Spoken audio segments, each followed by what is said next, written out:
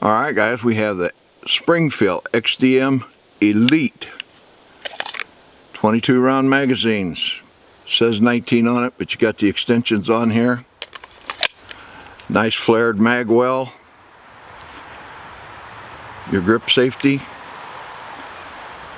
Pretty aggressive grip. It's got your cutout up here underneath the trigger guard so you can get a nice high purchase on it.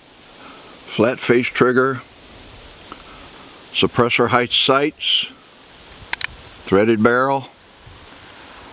The dot is a hex dragonfly. That's Springfield's own thing. The only thing bad about it is battery is mounted on the bottom. It's got some nice slide serrations here.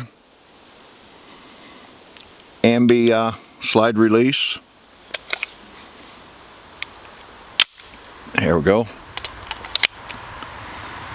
course, it's got your elevated, your suppressed front sight.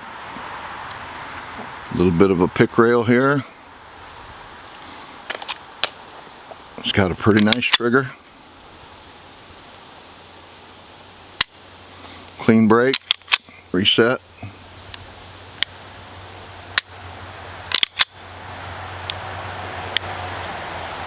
Not bad at all. Got your cocked indicator here for, like, if you're up in the middle of the night and you have to grab your gun, you can kind of run your thumb on there and you know that it's cocked and ready to go. And it's not real heavy on like for a test press. A lot of guns I cannot do this with because of the arthritis in my hands. It's a little bit heavy, but I can get her done to check, do a press check. It's got a loaded indicator here, but with the sight on there, I don't think that would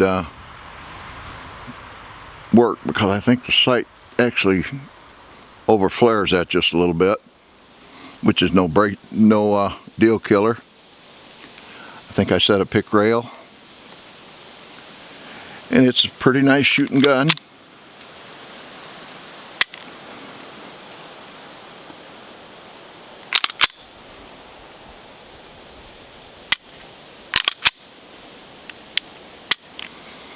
And we'll get into the shooting part of it here shortly.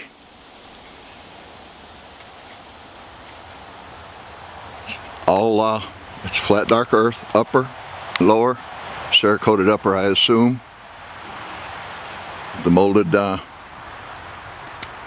grip. But that flared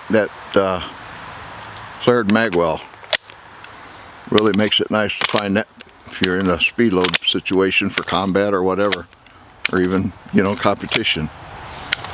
Got that nice magwell. Springfield XDmElite.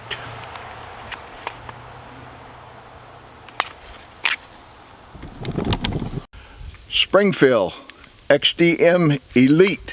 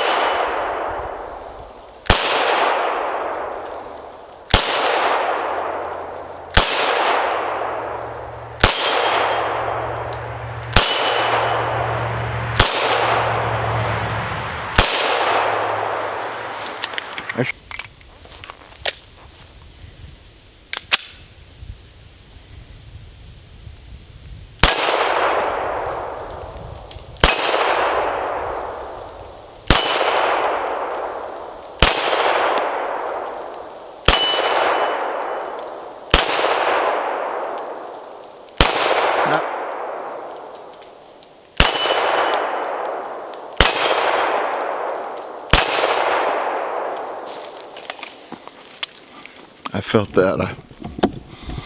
I should have never.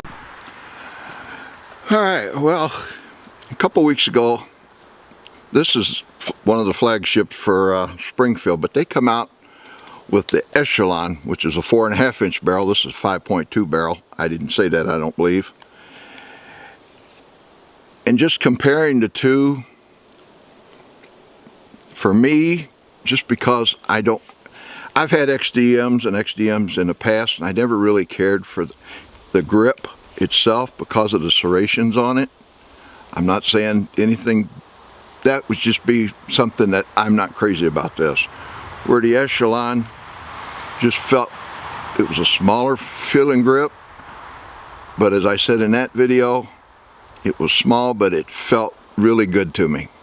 That's my preference. I mean, this may be your preference. I'm just putting a little bit out there that the Echelon, to me, felt a little better.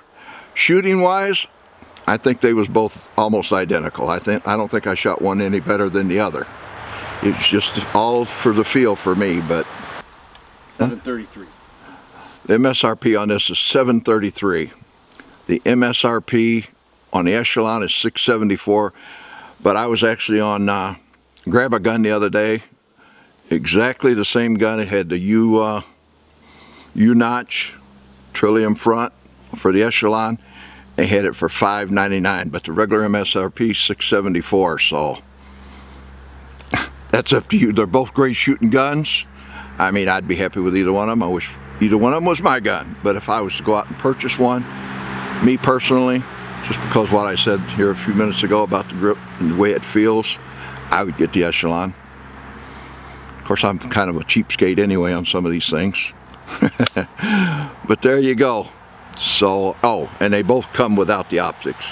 But this has a mounting plate on it, where the Echelon has got different, it's direct mounts for different red dots, like RMI. It's got an RMR foot, you drill for that, or the Vortex, or the Burris, or the Doctor. All of those, I don't know how many, I can't remember how many it was that you could put optics on it without having to have a plate, which is a direct mount. I just wanted to throw that in. Videos like this, hit that like, subscribe, and bell notification. Of course, appreciate a share. Comments definitely welcome. Thanks for watching. God bless America and our armed forces, past and present.